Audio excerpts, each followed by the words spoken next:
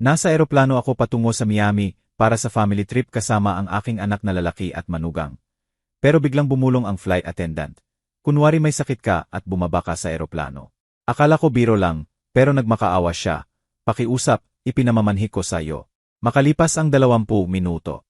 Bago tayo magpatuloy, pakikalmahan mo ba ang channel at ipaalam sa comments kung saan ka nakikinig. Ang liwanag ng hapon ay sumasalamin sa bintana ng aking study room. Sumasakay sa mga alikabok na nakalutang sa hangin na may amoy ng lumang papel at lemon furniture polish. Nakaupo ako sa desk ko. Nagmamarka ng mga history papers na itinago ko ng 15 taon. Nostalgia siguro, o matigas na pag-asa na mahalaga pa rin ang mga araw ko bilang guro. Ang bahay ay tahimik na naninirahan sa paligid ko na may pamilyar na ingay. At halos nakalimutan ko na hindi na ako nag-iisa rito. Bigla kong narinig ang pagbukas ng front door sa ibaba. Nagangat ako ng tingin. Ang ballpen ay nakalutang sa essay ng estudyante tungkol sa reconstruction. Si Cristobal at Edida ay naninirahan na rito ng 8 buwan. Pero parang mga multo silang gumagalaw sa mga kwarto. Halos hindi ako pinapansin. Magalang na tango lang sa kusina. Wala nang iba. Ang biglaang yabag nila sa hagdan ay nagpapaningas sa balikat ko. Si Edida ang unang lumitaw sa pintuan ko. Si Cristobal sa likod niya. Mga kamay ay malalim na nakasuksok sa bulsa.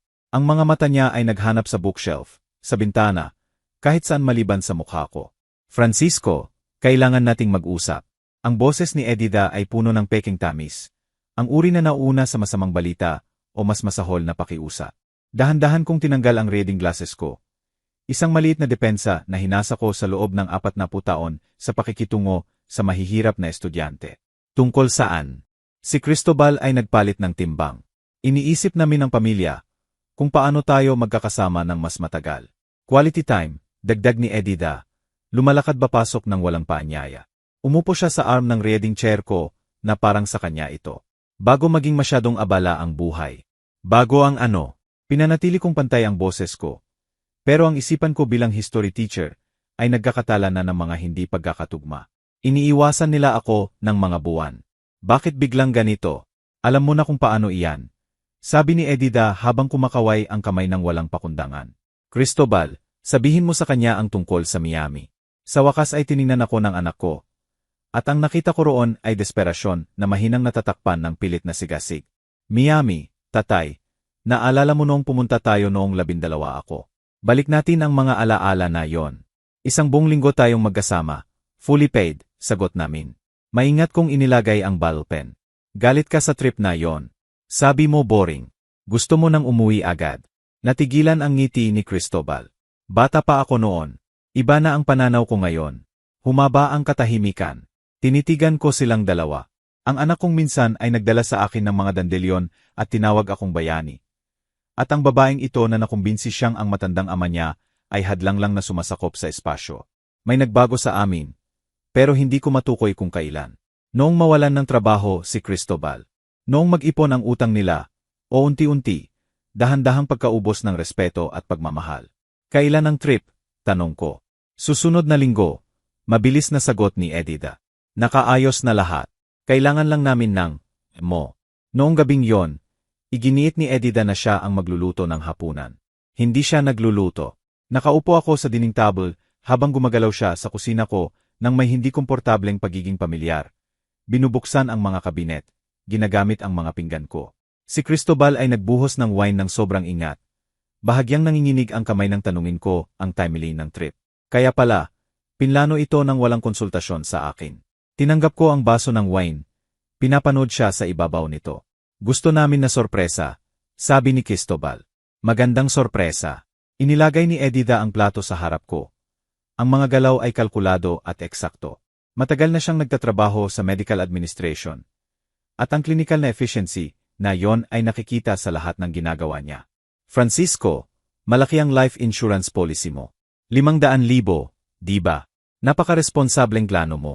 Tumigil ang tinidor ko sa kalagitnaan papunta sa bibig. Paano mo alam ang halaga? Minsan binanggit ni Cristobal. Umupo siya sa tapat ko. Pinuputol ang manok sa perpektong pare-parehong piraso. Usapan lang. Tiningnan ko ang anak ko. Nakatuon siya sa plato. Ayaw magsalubong ang tingin. Ang pagbanggit sa insurance ay mali ang timing. Mali ang lugar sa kasual na hapunan. Hindi ako makatulog ng maayos lately. Sabi ko, sinusubukan sila. Parang kakaiba ang tibok ng puso ko minsan, parang floater. Biglang lumiwanag ang mata ni Cristobal sandali, bago niya napigilan. Dapat magpa-check ka sa doktor. Nakapagpa-check ka na ba? Sobra ang pag-aalala ni Cristobal. Putol ni Edida ng maayos. Mukha kang okay, Francisco. Stress lang siguro. Nagdama ang tingin nila sandali. Pero nakita ko. May ipinasa sa pagitan nila. Hindi binibigkas pero alam. Sumikip ang dibdib ko. Pero hindi dahil sa sakit sa puso. Pagkatapos ng hapunan, habang bumalik sila sa kwarto nila sa ibaba, nakita ko ang printed flight confirmation sa mesa. Nakabook na. Nabili na ang tiket ko para sa susunod na Martes. Sigurado silang papayag ako. Kaya naka-advance na ang plano. Nag-iisa akong nakaupo sa study room hanggang hating gabi. Hawak ang lumang larawan ni Cristobal noong 7 taong gulang. Ngising may puwang sa ngipin. Yakap ang lig ko na parang ako ang pinakakaligtasan sa mundo. Ang batang yon ay naging lalaking ito sa ibaba. Nagpaplano ng isang bagay na hindi ko maipangalan pero nararamdaman sa buto. 40 taon ng pagtuturo ng history ang nagturo sa akin ng isang bagay. May iniiwan na ebidensya ang mga tao. Lagi. Lumilitaw ang pattern. Malinaw ang motibo kapag lumayo ka at tiningnan ang buong larawan. Hindi lang hiwalay na insidente, ang biglang kabutihang loob, ang komento sa insurance, ang mga sabay na tinginan, ang pre-purchase na ticket. Dumating ang umaga na may maputlang liwanag at ang desisyong ginawa ko na sa dilim. Pupunta ako sa Miami. Bantayan ko silang mabuti. Kukolektahin ko ang ebidensya tulad ng itinuro ko sa estudyante na suriin ang primary sources ng may pag-alinlangan at pansin sa detalye. Kumatok si Cristobal sa pinto ko ng 7 oras. Masyadong maliwanag ang ngiti para sa maagang oras. Tatay, Miami, ano ang sabi mo? Pupunta ako, sabi ko, pinapanood ang mukha niya. Dumaloy ang ginhawa sa kanya. Sinundan ng ibang bagay na hindi ko matukoy. Kasiyahan, pag-asa. Maganda yan. Napakaganda. Hinawakan niya ang door frame. Hindi mo pagsisisihan. Lumitaw si Edida sa likod niya. Halos hindi halata ang tango. Nanalo sila sa round na ito, o akala nila. Ginugol ko ang umagang yon sa pag-empake ng maleta ng maingat. Briefs, polo, mga boteng gamot ko. Huminto ako sa mga bote, binabasa ang labels, habang nakaetso sa isip ko ang mga salita ni Edida. Tungkol sa kalusugan, hitsura, hindi dapat mag-alala. Kusang gumalaw ang kamay ko. Inilagay ang mga gamot sa carry-on imbes na checked luggage. Maliit na pag-iingat lang, wala nang iba. Pero ang training ko ay nagturo na ang survival ay madalas nakasalalay sa maliliit na aksyon. Menor de edad na pag-iingat na mukhang paranoid hanggang sa makapagligtas ng buhay. Sumara ang maleta nang may decisive na click. Hinihintay ako ng Miami, at kahit ano ang plano nila, handa ako. Amoy stale coffee at synthetic air freshener ang sasakyan ni Cristobal. Nakaupo ako sa passenger seat na may maleta sa kandungan dahil sinabi niyang puno ang trunk. Kahit halos walang laman ng buksan niya. Ang bigat ay pumipindot sa mga hita ko habang sumasali kami sa highway patungo sa Orlando International Airport. Walang nagsasalita. Mahigpit na hawak ni Cristobal ang manibela. Maputla ang mga knuckles. Nakatingin si Edida sa labas. Hawak ang phone. Mabilis na nag-type at agad na nagde-delete pagkatapos mag-send. Pinapanood ko ang reflection niya sa side mirror.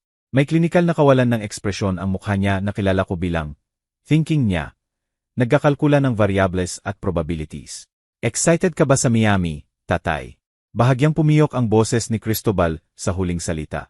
Dapat ba? Hindi niya nakuha ang pahiwatig. Siyempre. Family time, beach, relaxation. Relaxation, di ba? Bumalik ang katahimikan. Mas mabigat ngayon. Pinapanood ko ang pamilyar na kalye ng Orlando na dumadaan. Ang strip mall kung saan binili ko ang unang bisikleta ni Cristobal. Ang library kung saan gumugol ako ng maraming Sabado. Ang high school kung saan hinubog ko ang mga isipan ng kabataan sa loob ng 3 dekada. Bawat block ay nagpapalakas ng pressure sa dibdib ko. Ang pakiramdam na daladala ako patungo sa isang bagay na hindi na mababago. Lumitaw ang airport sa harap.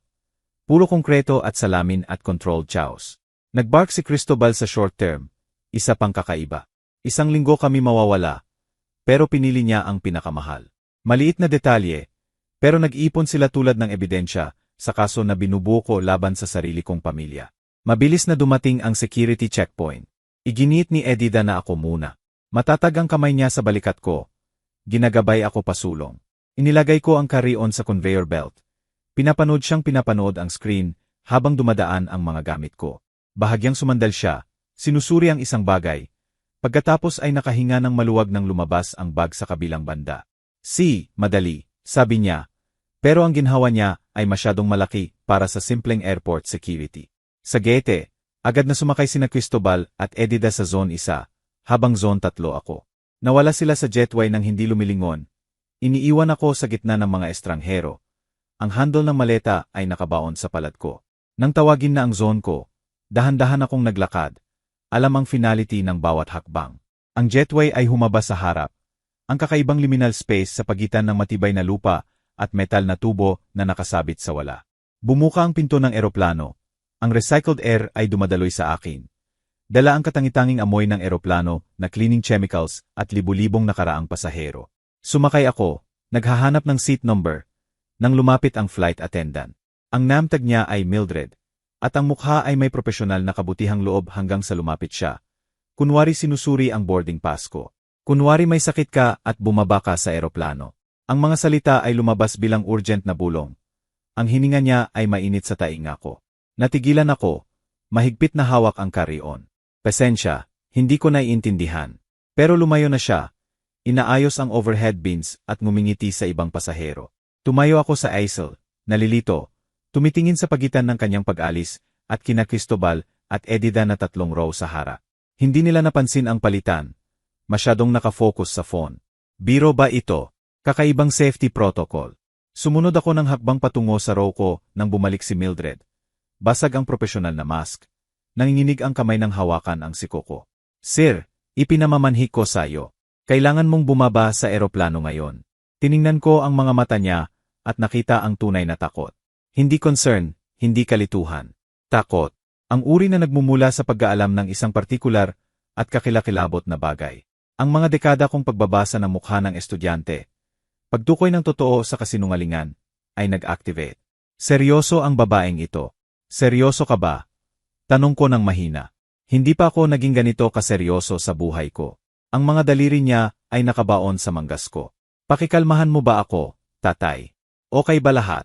Ang boses ni Cristobal ay dumating sa aisle. Matalim sa isang bagay na hindi concern. Nagdesisyon ako sa isang heartbeat. Puro instinto. Lumipat ang kamay ko sa dibdib. Ang mga daliri ay nakabukas sa shirt. Ang dibdib ko. Ang mga salita ay lumabas na parang hinintay. Convincing dahil totoo ang takot. Kahit manufactured ang sintomas. Natumba ako. Lumuhod sa makitid na aisle. Natural ang performance. Tinulungan ng tunay na takot na dumadaloy sa ugat ko. Agad na reaksyon. Napalibutan ako ng flight crew.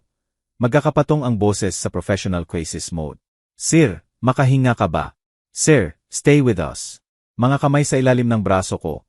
Binubuhat, sinusuportahan. Tinawag ang wheelchair. Pinayagan ko silang tulungan ako. Pero nanatiling matalim ang mata ko, mapagmasid. Ang sick old man act ay hindi umaabot sa kamalayan ko. Sa gitna ng gulo, nakita ko ang mukha ni na Cristobal at Edida. Yon ang pinakamalinaw na naalala ko. Hindi concern, hindi pag-aalala, kundi pagkadismaya. Purong pagkadismaya bago bumalik ang mask at gumanap sila ng concern para sa audience sa paligid. Tumayo si Cristobal mula sa upuan. Agresibo ang galaw bago niya pinakinis. Ginagawa ang sarili na worried son. Tatay, ano ang problema? Sasama ba kami? Hindi, manatili kayo, lahat. Isang crew member ang humarang sa aisle. Alagaan namin siya. Nakastandby ang medical personnel. Habang itinulak ako paatras sa jetway, narinig ko ang boses ni Edida.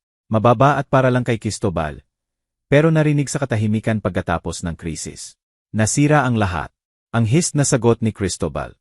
Hindi dito. Hindi ngayon. Dinala ko ng wheelchair pabalik sa jetway, pabalik sa terminal. Pabalik sa matibay na lupa. Nag-vibrate ang phone ko sa bulsa habang inilalagay ako sa medical area. Text mula kay Cristobal. Tatay, sana gumaling ka. Tatawagan ka namin paglanding. Pinanood ko sa bintana habang itinataboy ang eroplano mula sa gate.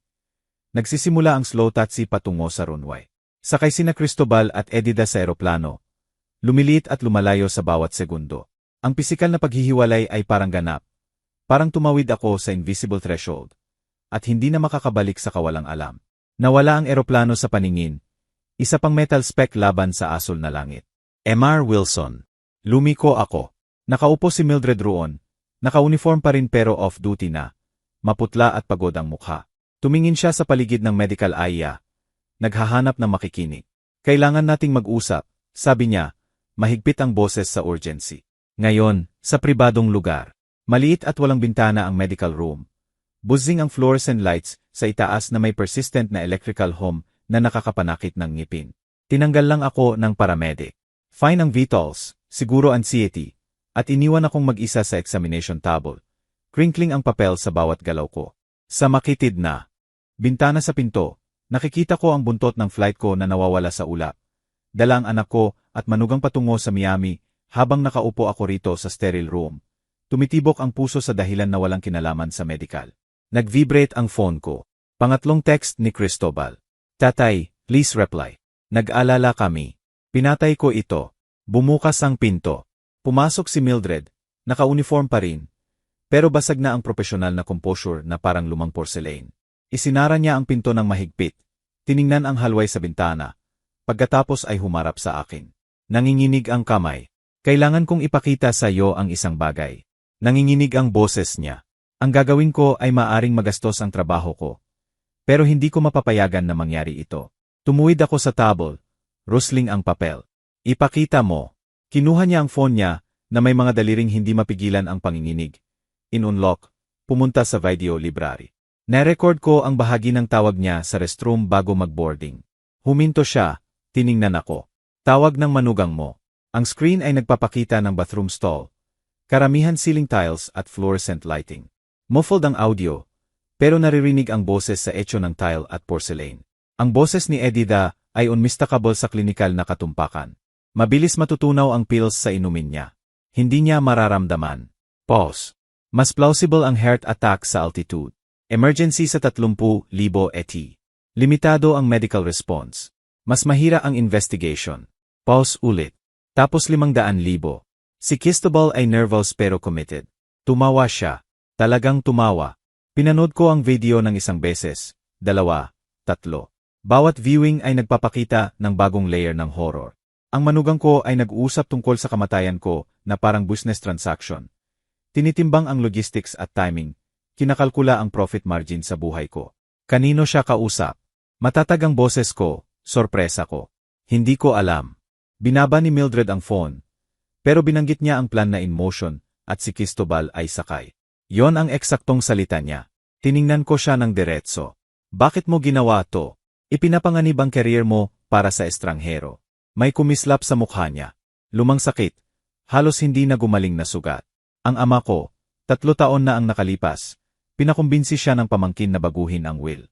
Tapos natumba siya sa hagdan. Accident daw. Hindi ko napatunayan.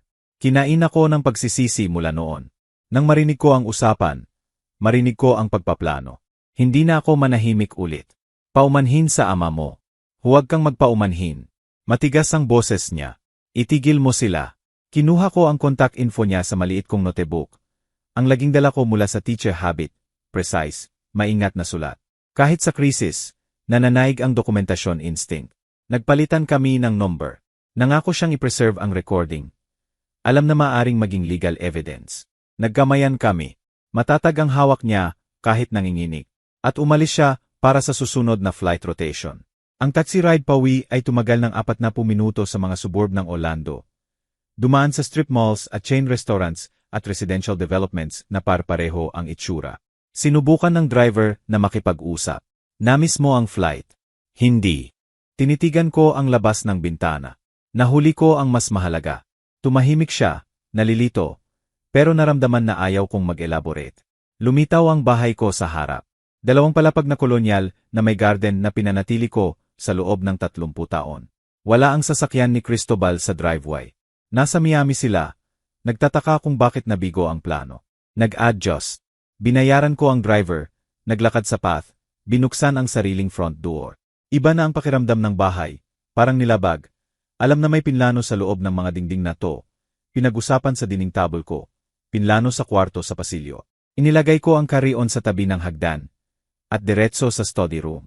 Ang filing cabinet ay may mga dekada ng dokumentasyon. Insurance policies, bank statements, legal papers, property deeds. Inilatag ko lahat sa dining table. Gumawa ng systematic layout. chronological order, categorized BY type. Inilapat ang methodology ng guro sa sariling survival. Oras na lumipas. Lumubog ang liwanag sa labas sa gabi. Pagkatapos ay dilim. Sinuot ko ang reading glasses. Sinuri ang bawat dokumento sa mabuting liwanag. Naghahanap ng inconsistencies. Signs of tampering, ebidensya ng conspiracy na inilantad ni Mildred. Nakita ko ang life insurance beneficiary form na may petsa 6 na buwan na ang nakalipas. Binago ang primary beneficiary mula sa pamangkin ko sa Atlanta patungong Cristobal Wilson. Ang signature sa ibaba ay sinusubukang dayahin ang sulat kamay ko. Pero nabigo. Ang capital E sa Francisco ay mali, masyadong elaborate. Hindi ko ginagawa ang flourish na yon. Kinuha ko ang larawan ng dokumento sa phone. Evidence preservation. Mas malalim na paghuhukay ay nagpakita ng karagdagang horror. Bank account statements na nagpapakita ng transfers na hindi ko inauthorize. $38,000 sa loob ng 6 na buwan.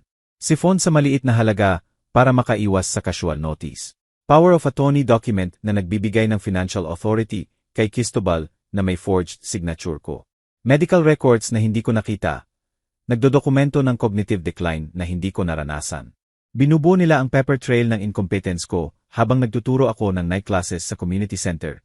Nagmamarka ng papers, nabubuhay ng normal na buhay, gumagawa ng fiction ng failing mind para i-justify ang kontrol nila. Ipaliwanag ang kamatayan ko bilang natural consequence ng deteriorating health. Ebidensya, timeline, motive, method. Binigkas ko ng malakas sa walang tao na kwarto.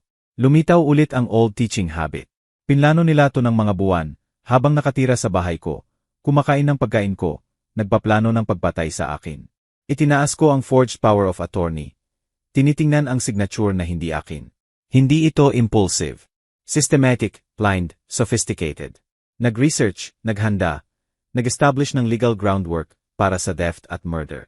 Nanatiling nakalat ang mga dokumento sa dining table ko. Hindi ko nilinis. Hindi ko kaya.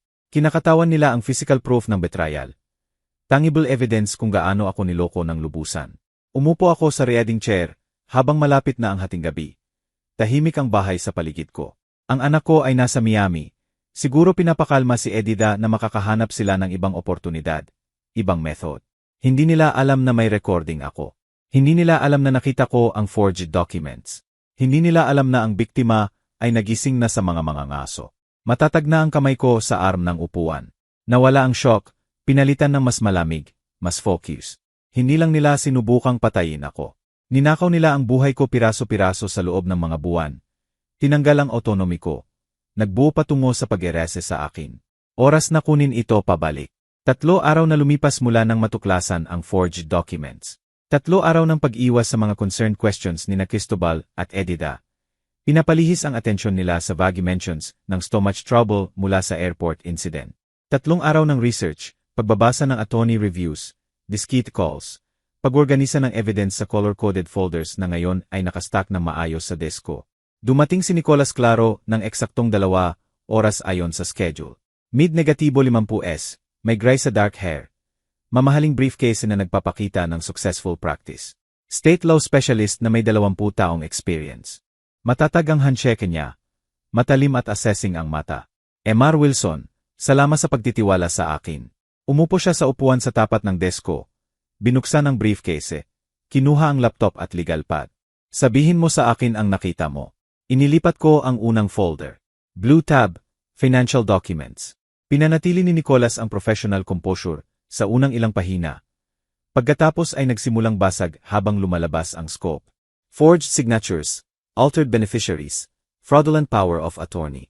Mas mabilis ang daliri niya, nagpapalit ng pahina, nag-cross-reference ng dates, nagbuo ng timeline. Kailan mo huling sinuri ng personal ang mga dokumentong ito? Ang pen niya ay nakalutang sa legal pad. Ang insurance policy 5 taon na ang nakalipas nang mag-retire ako sa pagtuturo. At hindi mo inauthorize ang anumang beneficiary changes. Hindi kailanman. Matatag at matibay ang boses ko. Ang policy na yon ay para sa pamangkin ko sa Atlanta. Pinag-aral niya ang sarili sa nursing school. Gusto ko may maiwan ako sa kanya. Gumawa ng notes si Nicolas. Mabilis at precise ang sulat niya. Ang manugang mo, Edida Wilson. Ano ang professional background niya? Medical Administrator. Silver Palms Medical Center.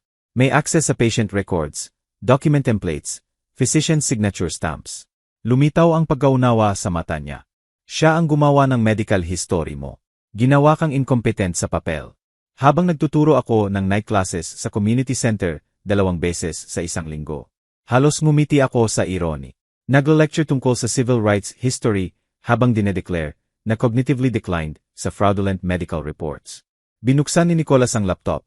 Nag-run ng forensic accounting software sa bank records ko. Naibigay ko na ang access authorization kanina. Agad na lumitaw ang red flag sa screen, highlighted sa crimson. Unauthorized transfers, signature discrepancies, pattern matching typical fraud indicators. Mas lumala ang ekspresyon niya sa bawat discovery. 38,000 sa loob ng 6 na buwan. Sabi niya ng mahina. Systematic theft. Maliit na halaga sa simula, pagkatapos ay lumalakas. Classic embezzlement pattern. Inabot ko sa desk drawer. Kinuha ang laptop ni Cristobal. Iniwan niya to sa kwarto niya.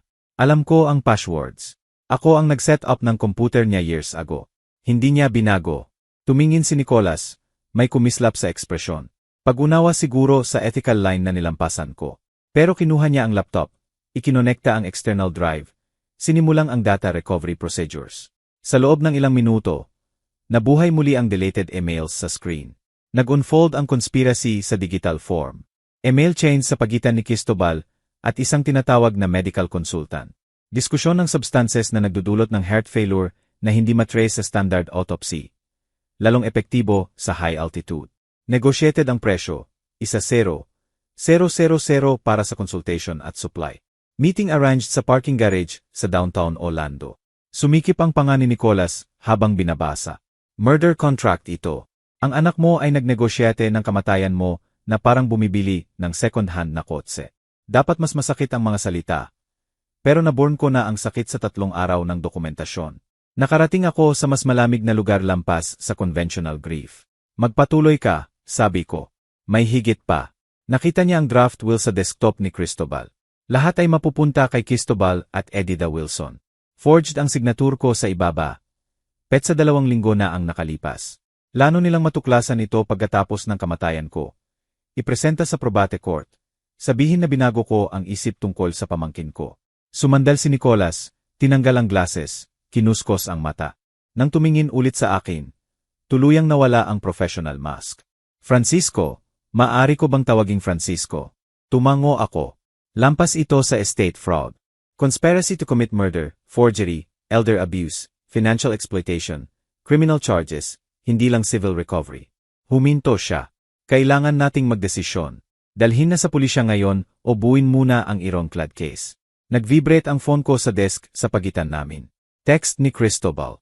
Tatay, nasaan ka? Kailangan nating mag-usap tungkol sa kalusugan mo. Tumingin si Nicholas sa phone, pagkatapos sa akin. Walang salita na pag-unawa ang dumaan sa pagitan namin. Nagpapatuloy ang manipulation kahit ngayon. Pressure para manatiling nalilito at compliant ako. Buuin muna ang case, sabi ko. Gawing undeniable. Pagkatapos tayo manuntok. Tumango siya ng dahan-dahan. Halata ang respeto sa ekspresyon. Naisip mo na pala ito. 40 taon akong nagturo ng strategy sa history. Sun Tzu, Machiavelli, Napoleon. Natuto ako sa pinakamahusay. Tiningnan ko ang mata niya. Kilala mo ang kaaway. Piliin mo ang battlefield. Ma-realize nila, alam mo, binalaan ni Nicholas. Kapag nag-file ako ng protective orders, block accounts, revoke fraudulent documents, malalaman nila. Maganda. Patagang kamay ko sa desk, matatag at kalmado. Hayaan silang magpanik. Ang mga nagkapanik ay nagkakamali. Bahagyang ngumiti siya. Siege nga. Narito ang gagawin natin. Ginugol niya ang susunod na oras sa pag-outline ng strategy. Tawag sa contacts. Document examiner para sa signature analysis. Forensic accountant para sa detailed audit. Private investigator para sa background ng medical consultant. Kinuha niya ang larawan ng evidence gamit ang high-resolution camera. Gumawa ng digital backups. In-upload sa encrypted cloud storage. 3 evidence packets, ipinaliwanag niya. Nag-print ng documents at inorganisa sa folders. Isa para sa eventual police involvement. Isa para sa civil proceedings. Isa para sa iyo na ingatan ng secure off-site. Safe deposit bots, hindi sa bahay mo. Tumango ako, sinisip-sip ang lahat. Student mode engaged. Natututo ang machinery ng legal warfare.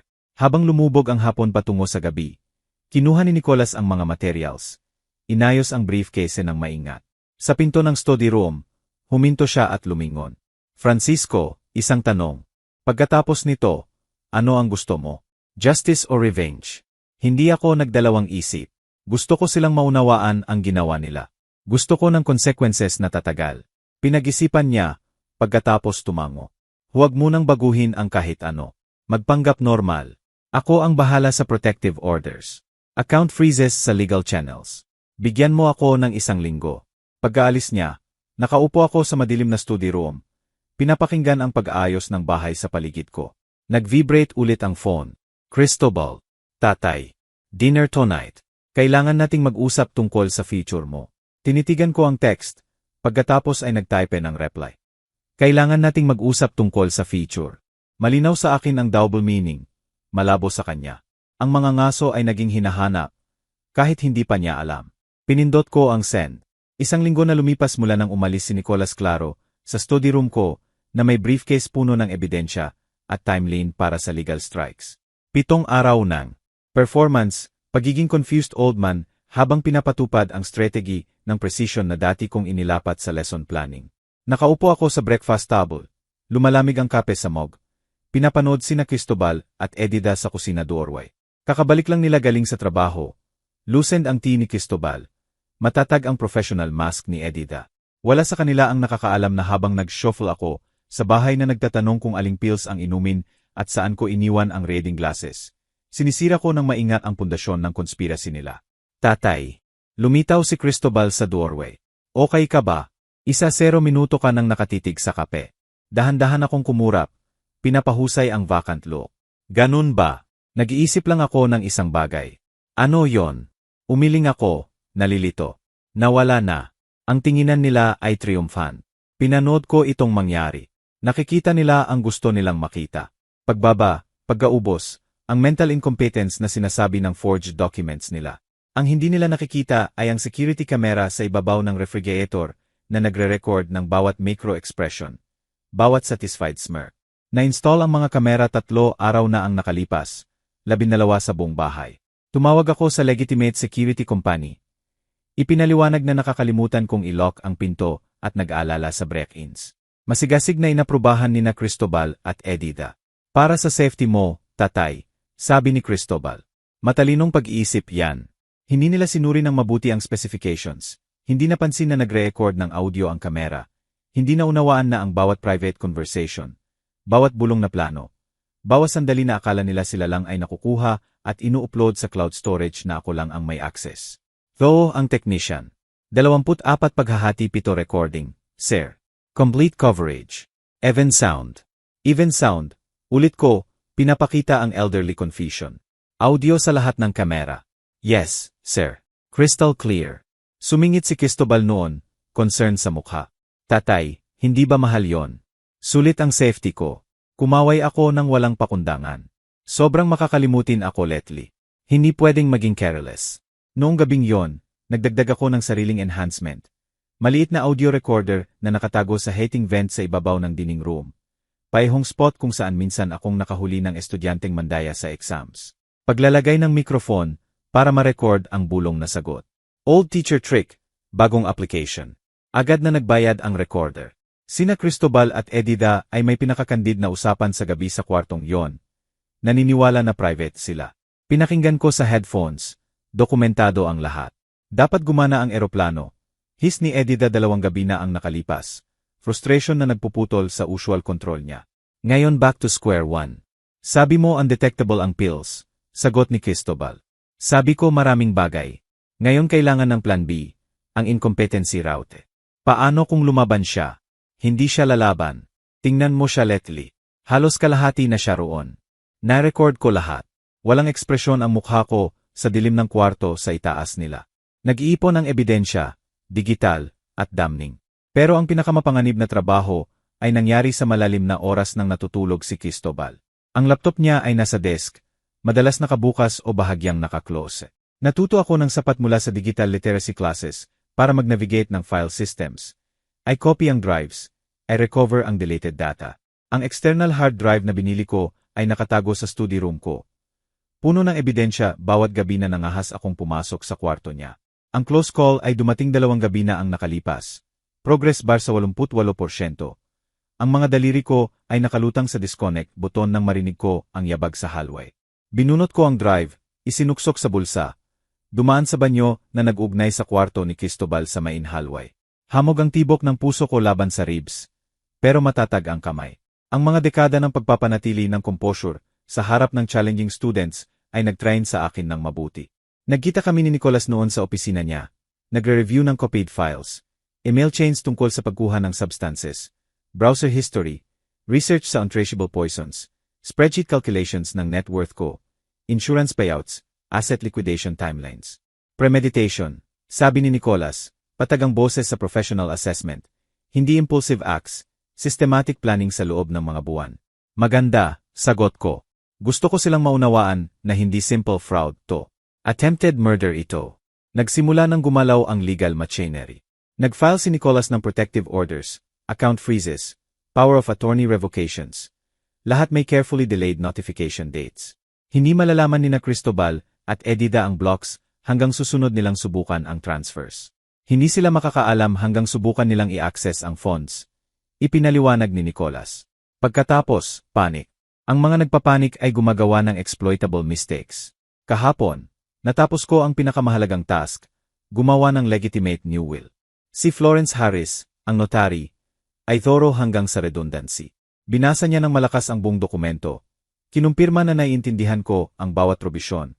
Nag-record ng video statement ng intentions ko. Hindi magmamana ang anak mo. Tanong niya ng diretso.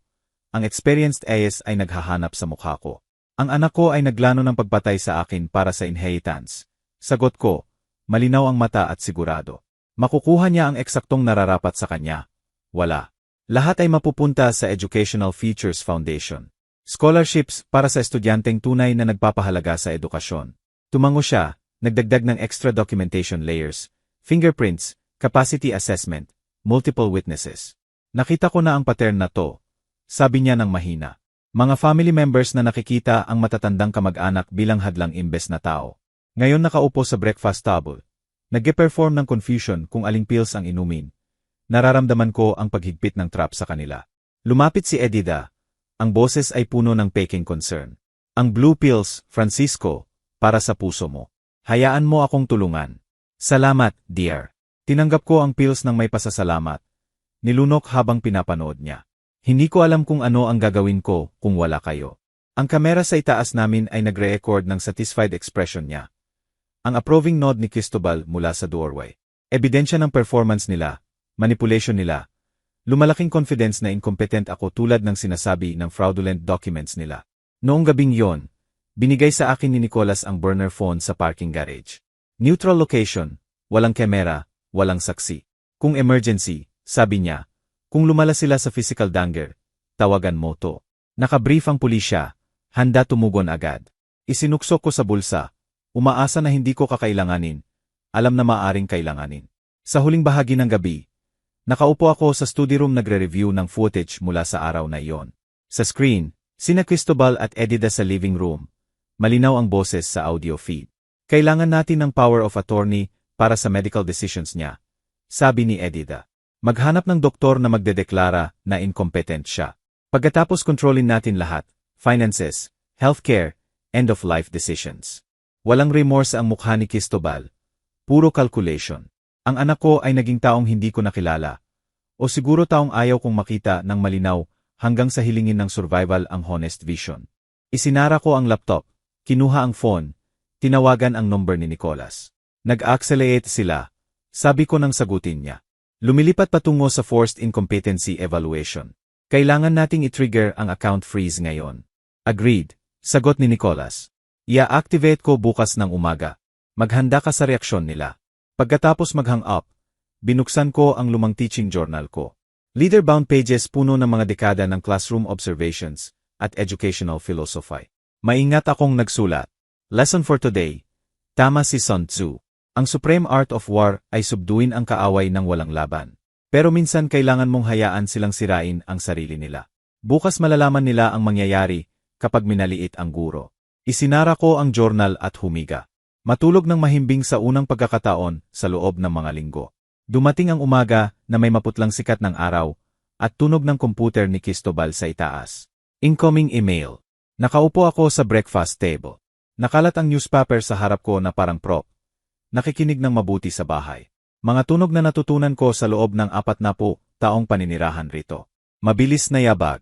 Matatalim na boses ni Cristobal na may alarm. Edida, umakyat ka rito ngayon. Dahan-dahan akong uminom ng kape. Nagbibilang hanggang 60 sa isip. Teacher habit. Maghintay bago mag-react. Hayaan munang umunlad ang sitwasyon. Sa itaas, magkakapatong ang urgent voices. Hindi malinaw ang salita, pero unmistakable ang tone. Panic. Sa 60, tinawag ko sa hagdan. Okay ba lahat? Katahimikan.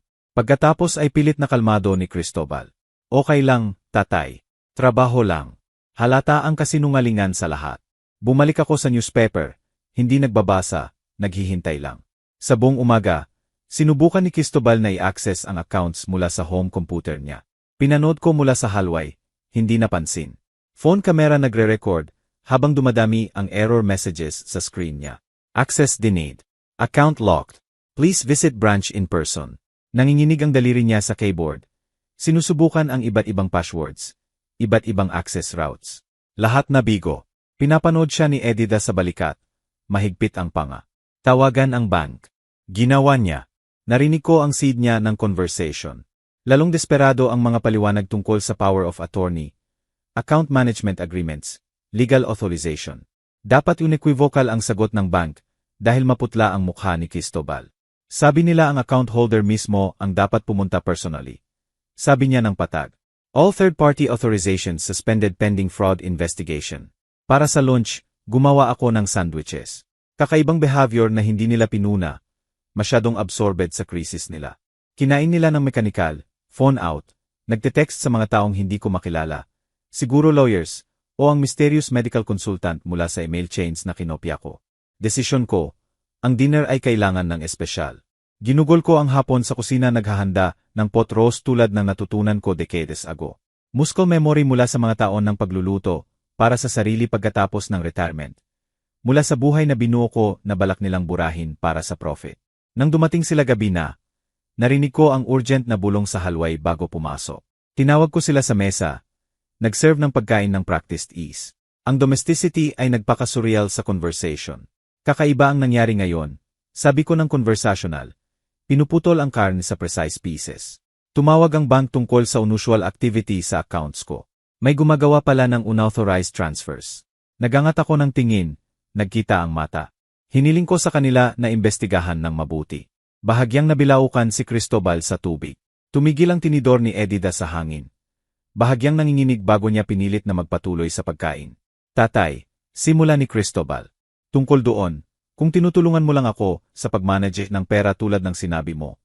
Putol ko ng mahinahon. Ayusin ng bank. Maliban kung pinahaba ko ang pause. May kailangan kang sabihin sa akin. Nadulas ang mask ni Edida. Matalimang boses. Nagkakabasag ang professional control sa gilid. Francisco, malinaw na nalilito ka sa finances mo. Ito mismo ang dahilan kung bakit kailangan mo ng tulong namin. Bakit kailangan mo ng oversight? Oversight. Ulit ko ng dahan-dahan ang salita. Interesting choice. Legal oversight. Mas pinilit niya. Medical oversight para sa proteksyon mo. Proteksyon mula saan? Tanong ko ng mahinahon. Mula kanino? Ang katahimikan na sumunod ay ang sagot mismo. Nakatitig si Cristobal sa plato. Pumuti ang knuckles ni Edida sa hawak ng tinidor. Tumunog ang phone ko. Si Nicolas, ayon sa plano, sinagot ko, pinapanatili ang neutral na ekspresyon. Ang bank. Pupunta ako bukas. Investigation, syempre. Ano mang kailangan para protektahan ang accounts ko. Pinanood ko ang pagkawala ng kulay sa mukha nila habang nagsasalita ako. Seryosong bagay ang unauthorized access. Pinahahalagahan ko na siniseryoso nila. Pagkatapos ng dinner, lumapit si Cristobal habang naghuhugas ako ng pinggan. Tatay, tungkol sa bukas, siguro sasama ako. Tulungan kitang i-explain ang account management na ginagawa natin. Ngumiti ako ng mahinahon. Pinatuyo ang plato ng maingat. Salamat sa pag-iisip, pero dapat ko nang hawakan ang sarili kong finances. Hindi pa ako incompetent. Nakalutang ang salita sa hangin. Incompetent. Natigilan si Cristobal, naghahanap sa mukha ko. Sinadya ko bang bigyan ng emphasis? Alam ko ba ang plano nila? Gaano karami ang naiintindihan ko? Lumiko ako pabalik sa pinggan. Iniiwan siyang nakabitin sa kawalan ng katiyakan. Sa huling bahagi ng gabi, nagising ako sa kwarto ko. Ang phone sa nightstand ay nagpapakita ng security feed. Nakaupo sina Cristobal at Edida sa living room sa ibaba. Malinaw ang argument sa audio. Kasalanan mo to. Ang boses ni Edida ay parang surgical steel. Ang sloppy forgeries mo, ang mahinang sikmura mo sa original plan. Perpekto ang power of attorney, simula ni Cristobal. Halatang hindi dahil locked out tayo sa lahat. Tumayo siya, naglalakad. Sinusundan siya ng kamera. Lumipat tayo agad sa plan B. Incompetency evaluation. May kilala ako sa Silver Palms na nangangailangan ng pera. May utang na loob. Ipapadeklara natin siyang unfit. Magiging guardians tayo. Kontrolin lahat, kasama kung magpapatuloy ang investigation na to. Anong doktor ang makikipagtulungan? Hindi makikipagtulungan. Interpret findings favorably. May difference. Bumaba ang boses niya. Naging calculating. Ayusin ko bukas. Na-record ko lahat. Preserved ang timestamps. Nag-iipon ang ebidensya na parang compound interest. Dahan-dahan sa simula, pagkatapos ay exponential na damning. Dumating ang umaga na may pangako na phone call. Si Yar Morrison daw ang family physician ko. Interesting dahil wala akong family physician. Ginagamit ko ang walk-in clinic malapit sa library para sa occasional needs. Routine cognitive assessment. Paliwanag ng pleasant voice. Standard evaluation lang this afternoon sa dalawa. Siyempre, sagot ko ng mainit. Pinahahalagahan ko ang thorough care. Pagkatapos mag-hang up, agad akong tumawag kay Nicolas. Gumagalaw sila. Medical evaluation para ay deklara akong incompetent. Si Yar Morrison, supposedly family physician ko. Morrison. Pause habang nagchi-check siya. Walang medical licenses sa Florida sa pangalang yon. Fake. Kaya gumagamit sila ng fake doctor para ideklara akong incompetent. Attempted fraud pa sa lahat ng to. May grim satisfaction ang boses ni Nicolas. Francisco, panatilihin ang appointment. Record lahat. Nag-ayos ako ng independent psychiatric evaluation para sa iyo bukas ng umaga. Si Dra. Patricia Chen, 30 taong experience, impeccable credentials. Ang fake diagnosis nila laban sa real professional assessment. Wawasakin natin sila sa korte. Noong hapon na yon, nag-drive ako sa address na ibinigay. Shared medical building, multiple practices. Tiningnan ko ang directory sa lobby. Walang nakalistang Yar Morrison. Ang office number na ibinigay ay humantong sa maliit na swipe na may temporary signage. Uri na maaring i-print at i-tape overnight. Umupo ako sa coach sandali. Active ang phone recording device sa bulsa ng shirt. Nag-text si Nicolas. Police on standby kung threatened. Sumagot ako. Ready ba lahat? Tingnan natin kung gaano kalayo ang kaya nila. Sa loob ng 40 taon, itinuro ko sa estudyante na pag-iba ang totoo sa manipulation. Ebidensya mula sa assumption. Reality mula sa performance. Ngayon, ipinapakita ko ang mga lesson na yon sa real time. Inayos ni na Cristobal at Edida ang test na to. Akala nila mabibigo ako. Wala silang ideya na naghanda ako sa buong professional life para sa ganitong klaseng hamon. Binuksan ko ang pinto ng kotse at naglakad patungo sa building. Matatag at sigurado. Amoy leather furniture at subtle lavender ang opisina ni Dra. Patricia Chen. Umupo ako sa tapat niya. Tinatapos ang final cognitive assessment. Pattern recognition puzzles na magpapahamon sa estudyante ko. Memory questions na sinagot ko sa dates at details. Executive function tests na nilakbay ko ng sistematiko. Ang matalim na mata niya ay nanonood sa lahat. 3 dekada ng forensic psychiatry ay halata sa pag-obserba niya, hindi lang sa sagot kundi sa approach, methodology, reasoning. Fully competent, sabi niya sa wakas habang inilalagay ang pen. Walang cognitive decline. Analytical skills above age group average. Walang indicators ng paranoia o delusion. Sa totoo, Mr. Wilson, ang mental acuity mo ay katulad ng mga tao na kalahati ng edad mo. Nagkasalamat ako, tinanggap ang preliminary documentation, at nag-drive pa uwi ng satisfied. Ang fake Yar Morrison appointment, kahapon, ay eksaktong inaasahan ko. Shabby office na may temporary signage. Isang taong nag-claim ng credentials na wala. Questions na dinisenyo, para lumabas na incompetent kahit ano ang sagot. Na-record ko lahat. Gayon may kontrast ako. Fraudulent evaluation laban sa legitimate professional assessment. Pero habang pumasok ako sa driveway, nawala ang satisfaction. Na-block ng kotse ni Cristobal ang entrance. Nakaupo ang anak ko sa porch, may envelope sa kamay. Ang mukha ay puno ng desperate determination na kilala ko mula sa estudyanteng nahuli sa Pandaraya pero sinusubukang mag-last bluff. Lumapit siya sa bintana ng kotse ko bago ako makalabas. Bahagyang nanginginig ang kamay habang iniabot ang envelope. Tatay, para sa ikabubuti mo to. Hindi ka okay. Kailangan naming protektahan ka.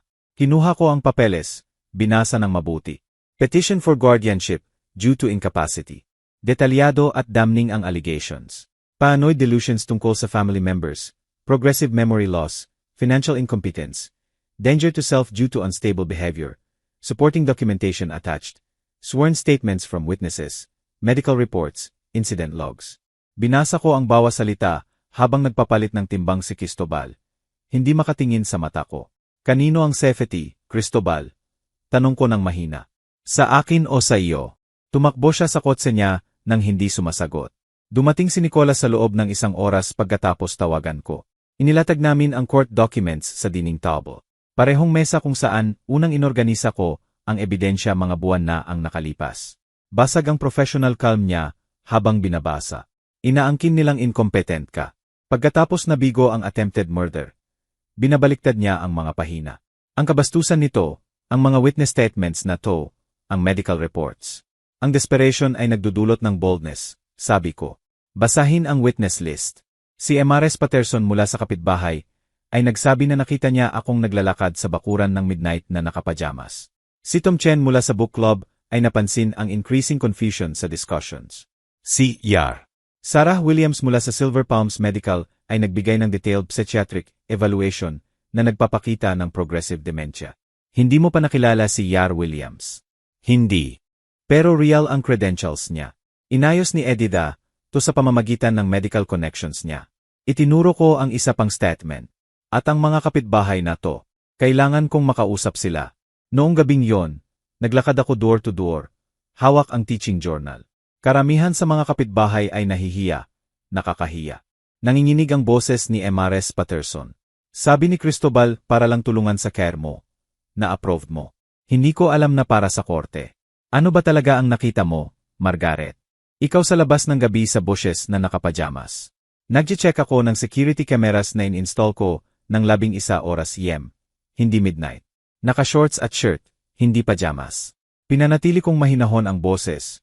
Guro na nagpapalakas sa nalilitong estudyante. Pinakita sa iyo ni Cristobal ang gusto niyang makita mo. Umiyak siya. Nangako na magre-retract. 2 pang kapitbahay ay may katulad na kwento. Manipulation, tinanggal ang context, inosenteng behavior na pinilipit. Pero 3 kapitbahay ang ayaw makipag-usap sa akin. Nalaman ko mamaya na binayaran sila ni Cristobal. 500 dito, 300 doon. Maliit na halaga para sa mga nahihirapan sa pera na bibili ng false testimony. Ang preliminary hearing ay dumating 2 linggo pagkatapos.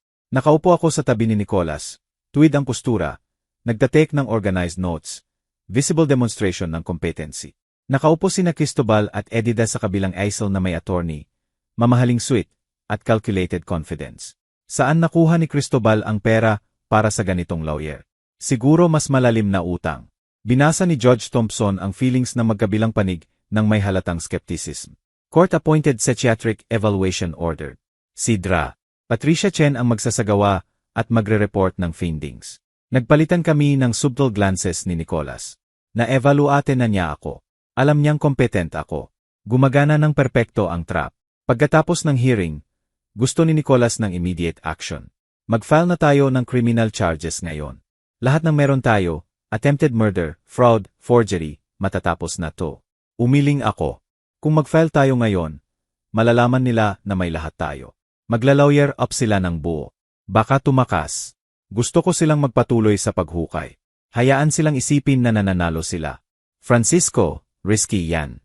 40 taon akong nagturo, Nicolas. Pinakamahalaga ang inihahayag ng estudyante kapag akala nila nananalo sila.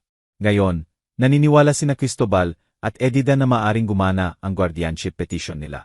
Hayaan silang mag-invest pa sa belief na yon. Hayaan silang mag-commit ng mas maraming krimen para suportahan ito. Pagkatapos ay buhusan natin sila ng buo. Nag-object siya.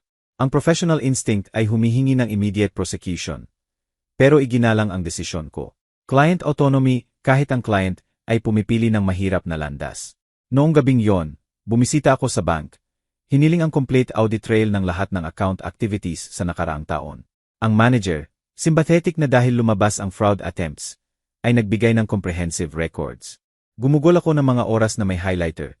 Minamarkahan ang bawat unauthorized transaction. Visual timeline ng theft, ebidensya para sa prosecution. Lumipas ang ilang linggo. Mas lumala ang behavior ni Cristobal, habang ang gambling debts niya ay naging collection threats. Nalaman ko ito sa investigation ni Nicolas. 75,000 ang utang sa 3 sources. Online sports betting, local card games, casino markers, threatening messages, at recovered deleted emails. Ang timeline ay nagpapakita na ang debt accumulation ay nag-accelerate 6 na buwan bago magsimula ang murder plot. Malinaw ang motive na parang chalk sa blackboard sa klase. Nagring ang phone ko ng gabing yon. Si Nicolas. Nakaschedule ang court-appointed evaluation. Si Dra. Chen ang gagawa next week. Gayun din, mas malala ang gambling sitwasyon ni Cristobal kaysa inakala natin. Dahil sa utang na yon kaya siya desperate. Hindi tumatanggap ng sorry ang bookmakers. Sinipsip ko ang impormasyon. Gumawa ng notes sa growing case files ko. Lahat inorganisa sa labeled folders, financial fraud, forged documents, attempted murder, false medical claims, witness tampering, bawat piraso ng ebidensya cross-referenced, visualized ang timeline. Tumayo ako sa study room na tinitingnan ang dingding kung saan inassemble ko ang lahat. Mga laawan, documents, dates na konektado ng string na parang detective boards sa movies. Pero ito ay totoo. At ang conspiracy ay humantong sa anak ko at asawa niya.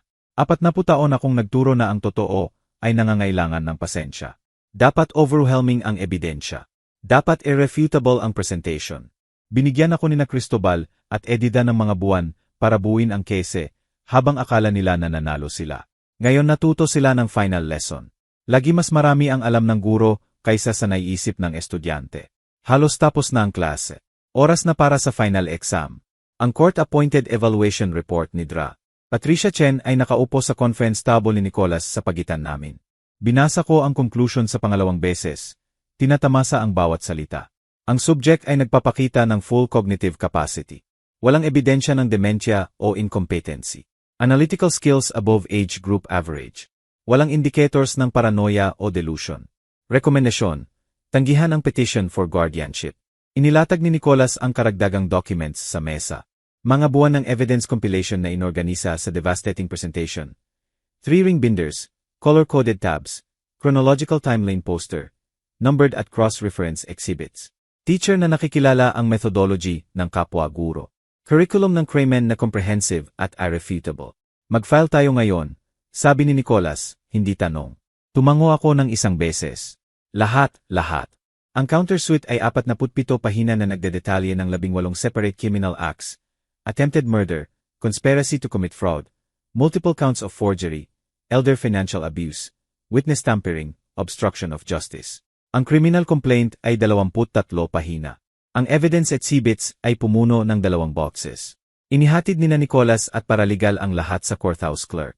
Pinanood ko mula sa malapit na bench habang pinoproseso ng clerk ang paperwork. Huminto, nagbasa pa. Pagkatapos ay tinawag ang supervisor. Binasa ng supervisor, lumalala ang seryosidad ng mukha. Pagkatapos ay tumawag sa judge chambers. Sa loob ng mga oras, nakaschedule ang emergency hearings. Agad na kinilala ng system ang severity. Noong hapon na yon, ang professional process server ay pumunta sa bahay ko kung saan naninirahan pa rin sina Cristobal at Edida dahil hindi ko pa formal na in-evict. Strategic decision na panatilihin silang malapit. Monitor. Nakaupo ako sa kotse sa kabilang kalye. Nagre-record ang phone, pinapanood. Tumunog ang doorbell ang server. Si Edida ang sumagot. Inabot niya ang envelope. Ipinakilala ang sarili ng opisyal. Zoom ko ang kamera. Kinuha ang mukha niya habang binabasa ang unang pahina. Shock, recognition, takot. Segundo lang ang progression. Tinawag niya si Cristobal. Ang argument nila ay visible sa bintana. Kahit mula sa distansya ko. Ang official report ng process server, na inenter mamaya bilang ebidensya, ay dokumentado ang lahat. Si Edith Wilson ang nagbukas ng pinto sa 2:17 yem inabot ang papers. Binasa ang unang pahina. Nawala ang kulay sa mukha. Quote, hindi maaari. Hindi niya ginawa. Paano? Tinawag niya si Cristobal Wilson. Quote mula kay Edida. Sabi mo matanda na siya para malaman. Nangako ka.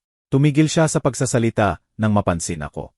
Noong gabing yon, kinuha ng security cameras ko ang panic nila.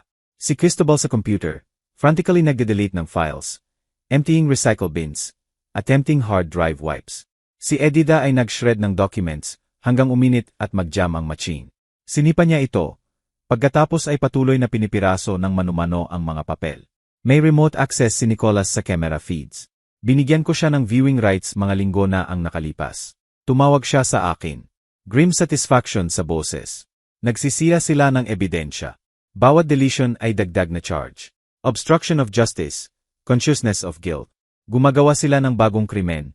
Sinusubukang itago ang luma. Dokumentado mo ba lahat? Tanong ko. Bawat frame, timestamped, backed up sa encrypted servers. Kahit sirain nila ang lahat ng physical, may digital archive tayo na hindi matatanggal. Kinabukasan, humingi ang attorney nila ng emergency meeting kay Nicholas. Mabilis dumating ang settlement offer. Ibabalik ni na Cristobal at Edida ang $38,000. Alis agad sa property. Isusuko ang lahat ng inheritance claims. Tatanggap ng permanent restraining order. Bilang kapalit, ay dedrop ko ang criminal charges. Dinala ni Nicholas ang offer sa bahay ko. Umupo kami sa dining room kung saan nagsimula ang lahat. Kung saan unang inilatag ko ang ebidensya at naunawaan ang saklaw ng betrayal. Binasa ko ng dahan-dahan ang settlement terms. Pagkatapos ay tiningnan si Nicholas. Gusto nilang maglakad palayo, ibalik ang ninakaw na pera, mangako na magiging mabuti, at walang consequences para sa pagtatangka na patayin ako. Yon ang offer. Pinunit ko ang papel sa kalahati, pagkatapos sa quarters, pagkatapos sa mas maliit na piraso. Hayaan silang mahulog sa mesa na parang niebe. Sinubukan nilang patayin ako, Nicholas. Hindi magnakaw lang. Patayin. Nag-research si Edida ng undetectable poisons. Nag-negotiate si Cristobal ng presyo ng kamatayan ko.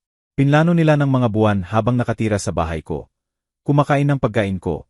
Nagpapanggap na concern. Ang trial ay unpredictable. 40 taon akong nagturo. Ang mga estudyanteng mandaya, sinungaling, akala ay matalino. Hindi sila natuto sa madaling pagpapatawad. Ang consequences lang ang nagturo ng tunay na lesson. Tiningnan ko ang mata niya. Kailangan ni na Cristobal at Edida ng lesson na yon. Ischedule ang trial. Public trial. Gusto ko ng jury verdict. Gusto ko ng public record. Gusto ko ng justice, hindi convenience. Kinuha ni Nicholas ang pinunit na piraso. Inilagay sa evidence file. Dokumentasyon ng settlement rejection. Proof na gusto ko ng full accountability. Tumawag si Mildred noong gabing yon pagkatapos malaman ang trial. Narinig ko na ginagamit mo ang recording ko. Na dinadala mo sila sa korte. Sentral ang ebidensya mo. Kinumpirma ko. Comfortable ka bang mag-testify publicly? Talagang comfortable. Matatag at sigurado ang boses niya. Ang ginawa nila, hindi naging hustisya ang ama ko. Siguro sa kese mo, may hustisya ang memory niya. Magte-testify ako. Sasabihin ko ang lahat ng narinig ko. Salamat. Iniligtas mo ang buhay ko. Ngayon tulungan mo akong iligtas ang iba mula sa kanila. Sa mga sumunod na araw, nakita kong nag-unravel ang mundo ni Cristobal. Naging public ang gambling debts niya nang mag-file ang bookmakers ng sariling claims. Lagi ang tawag ng collection agencies. Naririnig ko ang phones sa dingding ng bahay na kilala ko ng mabuti. Mas lumala ang arguments ni na Edida at Cristobal. Patuloy ang paglipat ng blame. Inassign ng prosecutor's office ang case sa senior team. Ipinasa ni Nicholas ang assessment nila. Isa sa pinakalinaw na elder abuse cases na nakita nila. Overwhelming ang ebidensya. Mataas ang probability ng conviction. Nakaset ang trial date sa late August. Tumayo ako sa study room noong gabing, yon na tinitingnan ang dingding kung saan gumawa ako ng visual timeline ng conspiracy. Mga laawan, documents, dates na konektado ng string. Mga buwan ng ebidensya na ipinapakita. Malinaw ang patterns. Undeniable ang guilt. Tinanggal ko ang isang larawan mula sa board. Lumang picture ni Cristobal noong 8 taong gulang. Ngumingiti. May puwang sa ngipin, inosente. Ang batang minsan ay tinawag akong bayani. Nagdala ng dandelions at construction paper cards sa Father's Day. Hawak ko ang larawan, pinayagan ang sarili ng isang sandali ng lungkot para sa anak na maaring maging, dapat maging, pero hindi naging. Pagkatapos ay inilagay ko ito sa desk drawer at isinara ng mahigpit. Pinalaki kita ng mas mabuti kaysa rito. Sabi ko sa walang tao na kwarto. Pinili mo ang iba. Ngayon pareho tayong nabubuhay sa consequences. Pinatay ko ang ilaw ng study room. Lumabas. Bukas ay paghahanda para sa trial. Ngayong gabi, pinayagan ko ang sarili na magluksa sa relasyon na namatay ng matagal bago magsimula ang murder plot. Nawala na ang batang nasa larawan. Ang lalaking sumubok na patayin ako ay haharap sa hustisya. 3 linggo na lumipas mula ng tanggihan ko ang settlement offer nila. Iba na ang pakiramdam ng bahay, mas magaan, mas malinis, parang nabawasan ang pressure mula sa sealed container. Lumipat na sina Cristobal at Edida 2 araw na ang nakalipas kasunod ng formal eviction order. Naglakad ako sa mga espasyong inukupan nila. Napapansin ang naiwan nila sa mabilis na pag-alis. Unpaid bills na nakakalat sa sahig ng kwarto. Broken picture frames. Damit na iniwan sa closet. Ang childhood baseball trophy ni Cristobal. Ironically, award para sa sportsmanship. Ang medical textbooks ni Edida. Tools ng profession na nawala sa kanya. Ang wedding album nila na nagdodokumento ng union na ngayon ay nagkakabiyak. Kinuha ko ang larawan ng lahat, hindi vindictively, kundi documentarily. Teacher's instinct. Preserve records. Maintain evidence. Nag-vibrate ang phone ko. Si Nicolas. Nareposes ang kotse ni Cristobal ngayong umaga. Nag-file ng liens ang bookmakers. Ang apartment lease nila ay nangangailangan ng 3 buwan upfront. Humiram sila sa kapatid ni Edida. Lahat ay gumuho. Binasa ko ang message ng 2 beses. Walang satisfaction. Puro inevitable progression ng consequences. Ang gambling debts, ngayon public sa court feelings, ay nag-trigger ng aggressive collection. Nalaman ng bookmakers na hindi magmamana si Cristobal sa estate ko. Ang new will ko, na filed publicly, ay nagpapakita ng charitable donation imbes. Nag-escalate sila, threatening calls, workplace visits, public confrontations. 18,000 pa ang utang sa repossessed car. Maxed ang credit cards, garnished ang bank accounts. Sinubukan ni Cristobal na humiram sa friends, family, kahit kanino. Karamihan ay tumanggi, nalaman na ang totoo. Ang desperation niya ay naging neighborhood gossip. Ang professional destruction ni Edida ay katulad ng financial ruin nila.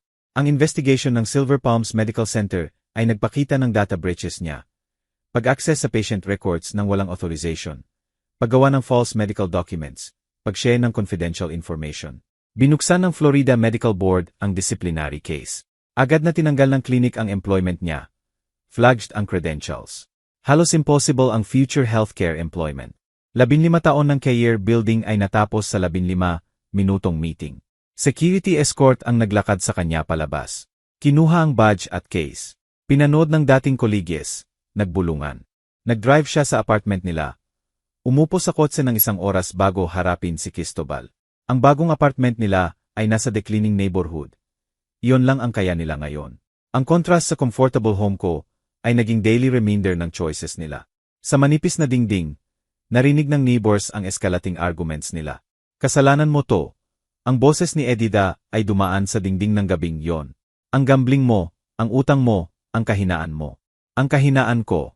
Defensive at desperate ang sagot ni Cristobal. Gusto mo siyang patayin. Gusto ko lang ng pera. Gusto mo ng murder. At ngayon wala tayo. Walang pera, walang bahay, walang future. May isa't isa tayo. Mapait na tawa ni Edida. Yon ang pinakamasama. Dinokumento ng neighbors ang mga away na to. Pinag-usapan kinabukasan. Kumalat ang balita. Matindi at kumpleto ang community judgment. Isang hapon, dumating ang kapatid ni Edida sa opisina ni Nicolas na mukhang mortified. Nandoon ako nagre-review ng final trial preparations. Hiniling nilang dalhin to. Inabot niya ang envelope na parang sinusunog ang daliri. Sabi ko sa kanila na pointless, pero pamilya. Basahin mo para sa akin, sabi ko. Dahan-dahan niyang binuksan.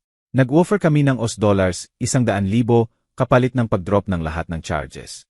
Inaamin namin ang mistakes at humihingi ng resolution. Mistakes. Ulit ko ng dahan-dahan ang salita. Tinutukoy nilang attempted murder bilang mistakes. Bumaba ang boses niya sa halos bulong. Hindi ko nakilala ang kapatid ko. Kinuha ko ang pen. Sumulat ng diretso sa offer nila. Isang sentence sa teacher perfect handwriting ko. Hindi nabibili ang hustisya. Kita tayo sa korte. Inabot ko pabalik ng hindi nilagdaan.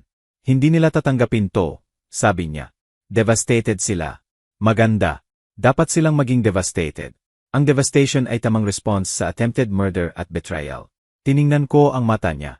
Sabihin mo sa kanila na ang tanging settlement na tatanggapin ko ay ang sasabihin ng hukom. Sa mga sumunod na araw, ang dating kapitbahay na unang nag-testify para kay Cristobal, ang tatlong binayaran, ay tumawag kay Nicolas, humihingi na baguhin ang testimony. Nalaman nila ang buong totoo, naramdaman ang manipulation, gusto itama ang record. Pinanood ko ang mga meeting na to, nakita ang kahihiyan nila, hindi nagbigay ng comfort, pero tinanggap ang katotohanan nila. Ang hustisya ay nangangailangan ng accurate testimony, hindi parusa sa nalilitong witnesses. Isang recanting witness, isang matandang lalaki na tumanggap ng $500. Tiningnan ako ng diretso. Sabi ni Cristobal, approved mo lahat. Na formalities lang ang signatures. Kailangan ko ng pera. Late ang rent ko. Pero nang malaman ko ang talagang sinubukan nila. Ang murder ay hindi pagtulong sa paperwork. Sabihin mo ang totoo, sabi ko ng kumpleto. Yon lang ang hiling ko. Lumapit ang trial date. Ang employer ni Cristobal pagkatapos ng workplace collection visits ay naglagay sa kanya sa probation. Ang medical board hearing ni Edida ay nakaschedule sa September. Malamang na revocation ng professional license. Ang marriage nila ay toxic waste, corrosive sa lahat ng hinawakan. Tumayo ako sa kwarto ko, isang gabi na tinitingnan ang kalendar. Trial date na may red circle. 3 araw na lang. Inilatag ko ang courtroom clothing, press suite, conservative tea, polish shows, guro na naghahanda para sa importanteng lecture. Tumunog ang phone. Si Nicolas. Final witness prep bukas ng umaga. Pagkatapos ready na tayo. Nandoon ako. Kinumpirma ko. Pagkatapos mag-hang up, tiningnan ko ang tahimik na bahay. Sa unang pagkakataon sa mga buwan, nararamdaman ko ang kapayapaan, hindi happiness. Magkaiba ang peace at happiness, pero kalmado, sigurado. Ang justice delayed ay hindi justice denied. Kinuha ko ang lumang larawan ni Cristobal mula sa desk drawer. Ang isa na inilagay ko mga linggo na ang nakalipas. Tiningnan ng isang huling beses. Ang inosenteng bata na naging guilty adult. Sumulat ako sa likod. Binigay ko sa iyo ang lahat. Pinili mo ang landas na to. Pinili ko ang hustisya. Inilagay sa envelope, isinlyo, inaddress kay Cristobal para i-deliver pagkatapos ng trial. Hindi malupit, honest lang. Final communication sa pagitan ng ama at anak. Pagkatapos ay humiga ako. Matulog ng mahimbing sa unang pagkakataon sa mga buwan. Kumpleto ang paghahanda. Bukas darating ang consequences. Dumating ang umaga ng trial na may simula pa lang ng sunrise na nagpipinta sa langit ng Orlando. Maaga akong nagising. Maingat na nagbihis sa suite na inilatag ko kagabi. Tinanod precisely. Muscle memory mula sa 40 taon ng professional dressing. Polished ang sapatos hanggang sumalamin ang liwanag. Simple ang breakfast. Kape, toast, routine na pinanatili kahit mahalaga ang araw na to. Wala akong in-review. Kumpleto na ang preparation. Memorized ang ebidensya. Handa ang testimony. Sinundo ako ni Nicolas ng 8. Nag-drive kami sa courthouse sa comfortable silence. Professionals na naghahanda para sa performance. Pinanood ko ang morning traffic. Ordinaryong tao na nagsisimula ng ordinaryong araw. Ang akin ay hindi ordinaryo, pero kinakailangan. Ang hustisya ay nangangailangan ng witnesses, public record, official pronouncement. Mabilis na napuno ang courtroom. Present ang media. Nakakuha ng attention ang case. Nakaupo sina Cristobal at Edida na may attorney. Mukhang diminished, defeated bago pa man ang verdict. Nakaupo ako sa likod ng prosecution table. Tuwid ang postura, kalmado. Pumasok ang judge. Tumayo ang lahat. Ang opening statement ng prosecutor ay malinaw na nag-outline ng conspiracy. Ang ebidensya ay magpapakita na naglano ang defendants na patayin si Francisco Wilson para sa insurance money. Nag-research sila ng methods, nagkuha ng substances, gumawa ng false documents, nagmanipulate ng medical systems. Tanging intervention ng alert flight attendant ang nagpigil sa murder na to. Mahina ang argument ng defense tungkol sa family misunderstandings at poor communication. Nanatili ang atensyon ng jury sa prosecution. Systematic at devastating ang presentation ng ebidensya. Nagplay ang video ni Mildred sa courtroom screens. Pinuno ng recording niya ang kwarto. Unmistakable ang boses ni Edida. Pills sa inumin niya. Heart attack sa altitude. 500,000. Napangiwi si Cristobal nang marinig ito. Nakatingin si Edida ng diretso. Mahigpit ang panga. Tumayo si Mildred sa stand. Nanginginig ang boses sa simula. Pero lumakas habang nagtetestify. Malinaw kong narinig siya. Pinag-usapan niya ang heart attack, ang altitude na nagpapaniwala nito. Binanggit niya ang insurance money. Na-record ko dahil kailangan ko ng proof. Sinubukan ng defense ang cross-examination. Hindi ba totoo na ikaw mismo ay nahihirapan sa pera? Matatag ang sagot ni Mildred. Hindi ko misinterpreted ang murder. Ang financial situation ko mismo ang dahilan kung bakit naunawaan ko ang desperation. Pero hindi ko pinayagan na maging killer ako. Kinumpirma ng forensic document examiner ang signature forgeries. Detalyado ng bank representatives ang unauthorized transfers na umaabot sa $38,000.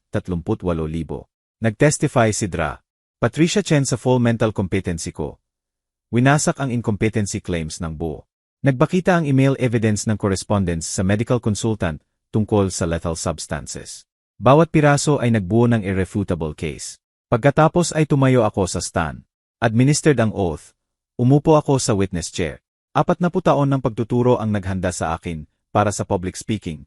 Managing attention. Delivering information ng malinaw. Kailan mo unang naisip na may mali? Tanong ng prosecutor. Unusual ang invitation sa Miami.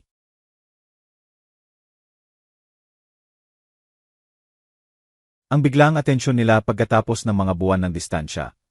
Maliliit na bagay na sinasabi ng pattern recognition na mahalaga. Ano ang ginawa mo? Ang itinuro ko sa estudyante sa loob ng 40 taon. Kumuha ng ebidensya. Dokumentado ang lahat. Verify sources. Buuin ang comprehensive case bago mag-conclude. Inilapat ko ang academic rigor sa sariling survival. Maikli at ineffective ang cross-examination ng defense attorney. Unshakable ang credibility ko. Facts na verified ng overwhelming ebidensya. Mas mababa sa 2 oras ang deliberation ng jury. Nang bumalik sila, tumayo ang foreman. Sa count 1, conspiracy to commit murder. Guilty. Count 2, fraud, guilty. Count 3, forgery, guilty. Pababa sa listahan. Bawat guilty ay tumama ng visible kina Cristobal at Edida. Sa wakas ay nabasag ang composure ni Edida. Isang luha na agad pinunasan. Inilagay ni Cristobal ang ulo sa mga kamay. Dumating ang sentencing phase. Tinanong ng judge kung gusto kong magbigay ng victim impact statement. Tumayo ako. Hinarap ng diretso sina Cristobal at Edida. Nakatira kayo sa bahay ko. Nagbigay ako para sa inyo. Nagtiwala ako sa inyo. Ang tugon ninyo ay paglano ng kamatayan ko. Hindi ko kayo kinamumuhian. Naawa ako sa inyo. Sinira ninyo ang buhay ninyo para sa perang hindi ninyo makikita. Hustisya na yon. Umupo ako. Tumango ang judge. Appreciation para sa brevity at dignity. Sentensya. 3 taong probation si Cristobal na may strict conditions. 5 taon pa si Edida dahil sa professional credential abuse. Pareho inuutusang ibalik ang $38,000 stolen funds plus $50,000 punitive damages. Permanent restraining order. Permanent na revoked ang lahat ng inheritance rights. Permanent ang criminal records. Malinaw ang statement ng judge. Ang case na, to ay nagre-represent ng calculated systematic betrayal ng familial trust. Ang mercy ng biktima sa paghingi ng probation imbes na imprisonment ay higit pa sa nararapat sa inyo. Adjourned ang korte sa labas ng courthouse steps. Naghihintay ang media. Nagbigay ako ng brief statement. Naihatid na ang hustisya. Sana ay palalahanan ng kese na, to ang mga pamilya na sagrado ang tiwala at may consequences ang betrayal. Tumanggi ako sa karagdagang tanong. Naglakad patungo sa parking garage. Nakita ko si Cristobal sa huling pagkakataon. Lumalabas sa side door, nakayuko, iniiwasan ang kameras. Nagkita ang mata namin sandali. Siya ang unang lumayo. Wala akong naramdaman. Wala ng galit, satisfaction, o lungkot.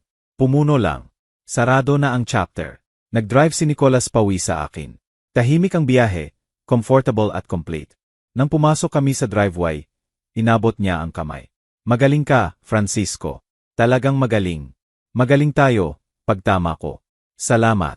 Sa loob ng bahay ko, tumayo ako sa tahimik na hallway. Akin na ulit ang bahay, legal, physical, emotional. Naglakad ako sa study room. Nakita ang timeline board na ginawa ko mga linggo na ang nakalipas. Natatakpan ng ebidensya, documentation. Maingat at methodical. Sinimulan kong tanggalin.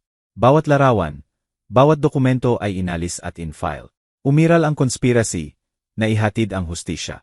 Pero hindi ako mabubuhay na napapaligiran ng reminders ng betrayal. Inilagay ko ang lahat ng documentation sa banker's box. Nilabelan ito, Cristobal, case closed, Agosto 2025. Inilagay sa closet, hindi nakalimutan, kundi archive. Pagkatapos ay umupo ako sa desk, binuksan ang laptop. Gumawa ng email sa local high school principal. Retired history teacher ako, na may 40 taong experience. Gusto kong mag-volunteer, magturo 2 hapon sa isang linggo. Walang compensation na kailangan. May mga kwentong sulit ikwento, lessons na sulit ibahagi.